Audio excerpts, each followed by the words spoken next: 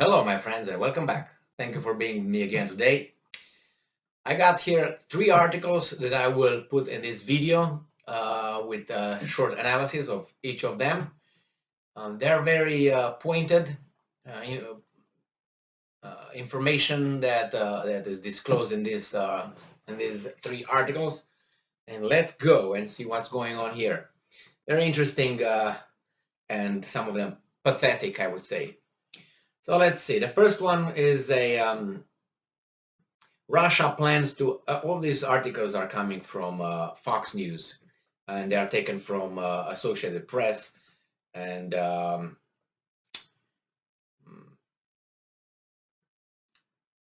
let's go.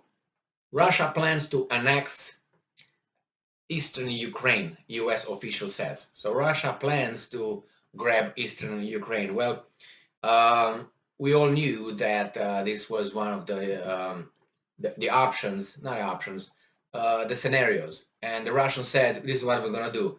We're going to push the Azov battalion and the Russian troops that are killing their own people, right? That's what they claim. From the east, Donbass, Lugansk, we're going to liberate these guys, we're going to push the Ukrainian troops out. We're going to organize a referendum over there, referenda in both of them, and see what the people say, as it happened in Crimea.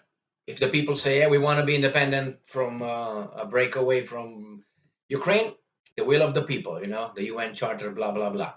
And then from there, if another referendum, do you want to join Russia? If they say yes, the will of the people, bam, bam, bam. So that's, the US official is about 2.5 months or more late. So Russia intends to annex much of eastern Ukraine, and an official move could come as early as this month, a senior US official warned. Michael Carpenter, US ambassador to the Organization for Security and Cooperation in Europe, said Moscow was moving to recognize Kherson as an independent republic, which it also did in Lugansk and Donetsk. Yeah, Kherson seems like a change of plan.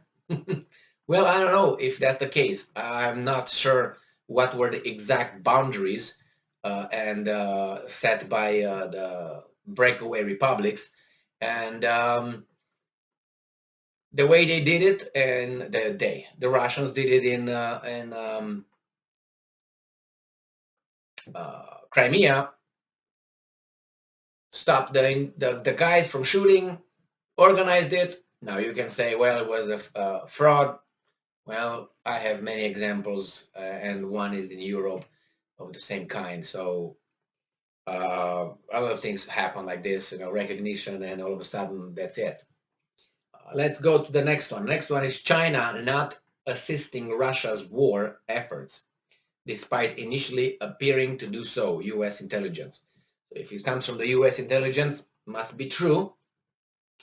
And I personally, I couldn't know, obviously, unless I read articles and other information that available. But I didn't think that the Chinese would directly or really assist Russia. I don't think Russia needs China's assistance at this point, unless just economic. That would be it. But that's my assessment. And then China does not appear, good word, to be providing significant, that's another key word, military or economic support to Russia. So already leave it like it could be. So you know or you don't know, intelligence. China does not appear to be providing sufficient military, economic, and support to Russia, despite initially gesturing to do so, U.S. intelligence officials say. And this is the title: China not assisting Russia's war efforts. Boom. That's a statement. General, definitive, and then despite initially appearing to do so. So now they know. And then it says here, China does not, present tense, does not appear to be providing significant, that means they provide, but not a lot, military or economic support to Russia. So what's going on, boy? Despite initially gesturing to do so. intelligence officials say. So which one is it? You figure it out, because I think it's just they didn't do it initially. They didn't do it. They don't do it now. And I don't think they do it in the future. That's my assessment. Russia and China announced a no limits agreement in February, and trade volume spiked between the two countries as the war kicked off. Yeah, that's true. Trade was good, but no significant moves have since been made, Reuters reports. The two countries have historically supported one another, and China has yet to condemn Russia's invasion. Well, I don't know if historically they supported one another. Think about the frozen relationship, uh, with Mao and after Khrushchev. Look at those good relationship between the countries. So yeah, they were frozen for about what 30 or 40 years, 30 years, 40 years almost. But nevertheless, historically, let's go. Good. This is the second article. The third article, we have Churchill, the new Churchill, who's obviously Boris Johnson, the Prime Minister of Great Britain.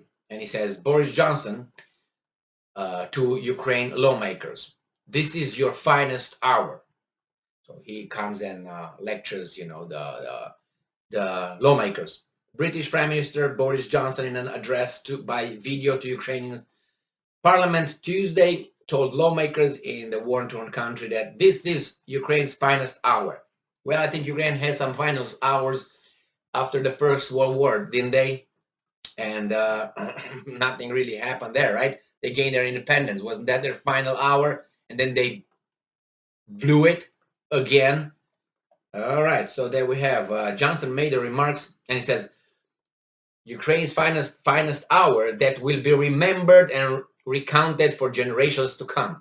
Well, if the Russians are going to, as you say, do this with you guys, what generations? Whose generations? Johnson made the remark as the United Kingdom government announced a new $375 million military assistance package for Ukraine in its fight against Russia. So, my fellow subjects or citizens, however you want me to address to you, my United Kingdom fellow citizens, you will provide $375 million military assistance. That's only military assistance. But remember, China was not providing Russia. And it was a big deal that they might provide. So don't do it. But these guys, why? Because these guys are the good people. The other ones were the bad people. So this is, the fight between good and bad, in religious terms. Nobody's good, nobody's bad. They are good and bad. Different proportions now and then. Your children and grandchildren will say that Ukrainians taught the world that the brute force of an aggressor counts for nothing against the moral force of a people determined to be free. That's very, very, very beautiful of you. Very beautiful. They will say the Ukrainians proved by their tenacity and sacrifice that tanks and guns cannot suppress a nation's fighting for its independence. And that is why I believe that Ukraine will win, he added. Okay, that's very nice words. I think they're empty words because it comes from Boris Johnson. That's the first thing. So he opened his mouth. You have something like this.